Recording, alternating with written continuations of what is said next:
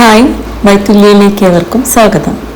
ഇന്ന് വന്നിട്ടുള്ളത് വൈറലായിട്ടുള്ള കൊച്ചിക്കാരുടെ ഉപ്പിൽ പൊയിഞ്ഞ ബീഫും ചിരട്ടപ്പൊട്ടിൻ്റെ കൂടെ റെസിപ്പി ആയിട്ടാണ് കേട്ടോ.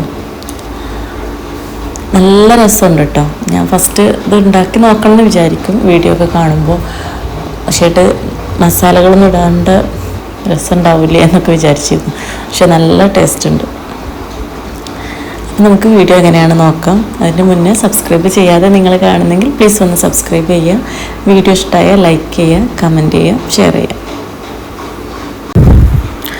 ആദ്യം നമുക്ക് ബീഫ് വയ്ക്കാനുള്ള കുക്കർ എടുത്ത് അതിലേക്ക് കഴുകി വെച്ച് ബീഫ് ഇട്ട് കൊടുക്കാം. ഞാനിവിടെ 1 കിലോ ബീഫാണ് ഇട്ടെടുത്തത്. ഇനി അതിലേക്ക് സവാള അരിഞ്ഞത്, പച്ചമുളക്, ചെറിയ ഉള്ളി, ഇഞ്ചി വെളുത്തുള്ളി ചതച്ചെടുത്തത്, കുരുമുളക് പൊടിയാണ് കേട്ടോ ഞാനിവിടെ ചേർത്ത് കൊടുക്കുന്നത്. കുരുമുളകിൻ്റെ പൊടിയല്ല, കുരുമുളക് അങ്ങനെയാണ് ചേർത്ത് കൊടുക്കേണ്ടത്. എൻ്റെ അടുത്ത് അത് ഇല്ലാത്തതുകൊണ്ടാണ് ഞാൻ കുരുമുളക് പൊടി ചേർത്തത്. ഏലം, പട്ട, ഗ്രാമ്പു, കുറച്ച് വെളിച്ചെണ്ണ, പിന്നെ ആവശ്യത്തിന് കല്ലുപ്പ് എന്നിവ ചേർത്തിട്ട് നന്നായിട്ടൊന്ന് മിക്സ് ചെയ്തിട്ട് നമുക്ക് വേവിച്ചെടുക്കാം. ഇതിലേക്ക് നമ്മൾ ബീഫ് എടുക്കുമ്പം എല്ലോട് കൂടിയ ബീഫ് ഇട്ട്, എല്ലും നെയ്യൊക്കെ കൂടിയ ബീഫാണ് ഇട്ടെടുക്കേണ്ടത്. ഇനി നമുക്ക് ഈ ബീഫിന് ഒരു 1/4 ഭാഗം വേവിച്ചെടുക്കാം. ഒരു 6-7 വിസിൽ വന്നതിന് ശേഷം വിസിലൊന്ന് മാറ്റി വെച്ചിട്ട് അവിടെയാണ് നമ്മൾ പുട്ട് വേവിച്ചെടുക്കുന്നത് കേട്ടോ. ആ വിസിലിൻ്റെ അവിടെ ചിരട്ട വെച്ചിട്ടാണ് പുട്ട് വേവിച്ചെടുക്കുന്നത്. അതിന് നമ്മൾ ചിരട്ട, കണ്ണുള്ള ചിരട്ട ഉണ്ടാവില്ലേ, അതെടുത്തിട്ട് അതിൻ്റെ കണ്ണിൻ്റെ അവിടെ ഒന്ന് ഓളിട്ടിട്ട് അത് നമ്മളിങ്ങനെ ഇറക്കി വെക്കുകയാണ് കേട്ടോ ചെയ്യുന്ന വിസിലിന്. എന്നിട്ട് അതിലേക്ക് നമ്മൾ സാധാ പുട്ട് ഉണ്ടാക്കുന്ന പോലെ തേങ്ങയും പുട്ടുപൊടിയും ലെയറായിട്ട് നമ്മൾ ഇട്ട് കൊടുക്കാം. നമ്മൾ പുട്ടുണ്ടാക്കുമ്പോൾ ഇങ്ങനെ തന്നെ ഉണ്ടാക്കണം കേട്ടോ, ഈ കറിയൊക്കെ ഉണ്ടാക്കുമ്പോഴേ. അപ്പോഴാണ് ടേസ്റ്റ്. കാരണം ഇത് നല്ല, ആ ബീഫിൻ്റെ നല്ല സ്മെല്ലാണ് കേട്ടോ. നമ്മൾ പുട്ടൊക്കെ ചിരട്ടയിൽ നിന്ന് തട്ടുമ്പോഴൊക്കെ ആ സ്മെല്ല്, നല്ലൊരു സ്മെല്ലുണ്ട് കേട്ടോ.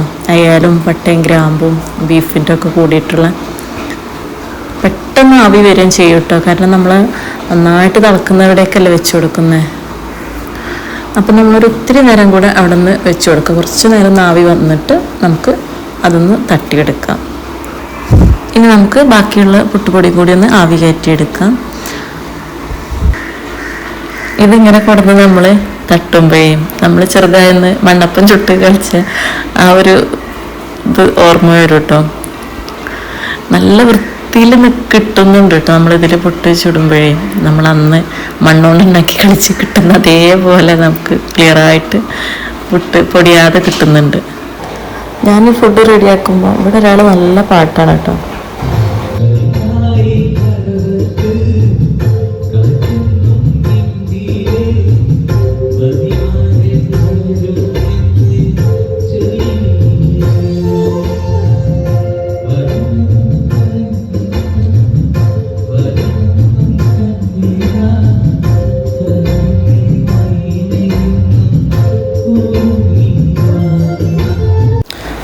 നമ്മൾ ഉപ്പിൽ പൊങ്ങിയ ബീഫ് നന്നായിട്ട് വെന്തിട്ടുണ്ട് കേട്ടോ.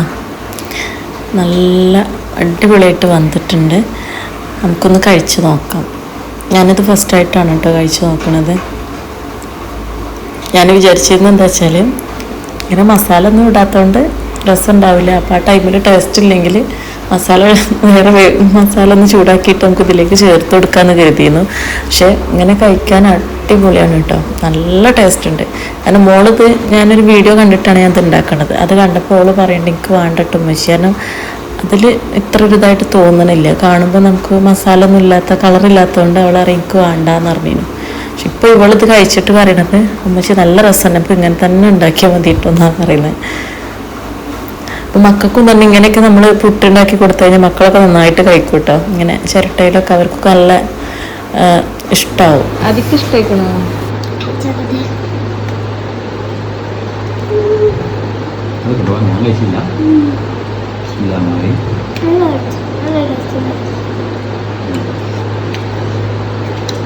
നമ്മള് മസാല നമ്മളെ മസാല ഇട്ട് കണ്ട് കുറെ കാലം കഴിഞ്ഞോന്നൊരു സംശയമാണ്. കുറെ കാലം നമ്മൾ കുറെ നല്ല മുളകും, പക്ഷെ ഇതിൽ നമ്മൾ എന്താ കുരുമുളക് മാത്രമേ ഇട്ടിട്ടുള്ളൂ. ഏലം പട്ടയും ഏലം പട്ട കുരുമുളക് മാത്രം മസാലകൾ വേറെ ഒന്നും ഉപയോഗിച്ചിട്ടില്ല. അടിപൊളിയാണ് കേട്ടോ, ഒരു രക്ഷയില്ല. മസ്റ്റ് ട്രൈ ചെയ്യേണ്ട ഒരു ഐറ്റം. സൂപ്പർ. അപ്പോൾ എല്ലാവരും ഇതൊന്ന് ട്രൈ ചെയ്ത് നോക്കുക. സിമ്പിളായിട്ട് ഉണ്ടാക്കാൻ പറ്റുന്നതാണ്, എല്ലാവർക്കും നല്ല ഇഷ്ടമാവും കേട്ടോ. അപ്പോൾ വീഡിയോ ഇഷ്ടമായാൽ ലൈക്ക് ചെയ്യുക, കമൻറ്റ് ചെയ്യുക, ഷെയർ ചെയ്യുക. സബ്സ്ക്രൈബ് ചെയ്യാതെ നിങ്ങൾ കാണുന്നെങ്കിൽ പ്ലീസ് ഒന്ന് സബ്സ്ക്രൈബ് ചെയ്യുക. ഇൻഷാ അല്ലാഹ് അടുത്ത വീഡിയോ ആയിട്ട് വീണ്ടും കാണാം.